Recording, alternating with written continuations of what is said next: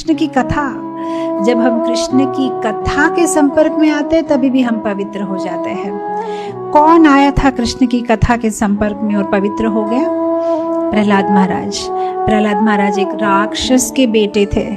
राक्षस के बेटे ने गर्भ में जब नारद मुनि से कृष्ण की कथा सुनी तो वे शुद्ध भक्त हो गए। तो जब कृष्ण की कथा के संपर्क में हम आते हैं, कृष्ण की कथा के संपर्क में कौन आया था? और एक भक्त, परीक्षित महाराज।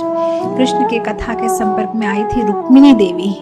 वे सब जब कृष्ण की कथा के संपर्क में आए तो वे पवित्र हो गए, वे कृष्ण से जुड़ गए। तो कृष्ण का नाम, कृष्ण का रूप, कृष्ण की कथा। सुखदेव गोस्वामी भागवतम में कहते हैं कि जो भगवान की कथा सुनते हैं उनकी भौतिक तृष्णा कम हो जाती है।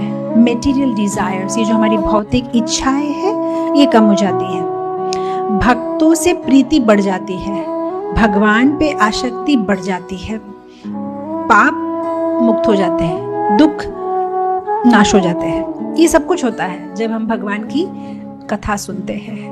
तो जब हम भगवान की कथा के रूप में उनके संपर्क में आते हैं तो हम पवित्र हो जाते हैं। तो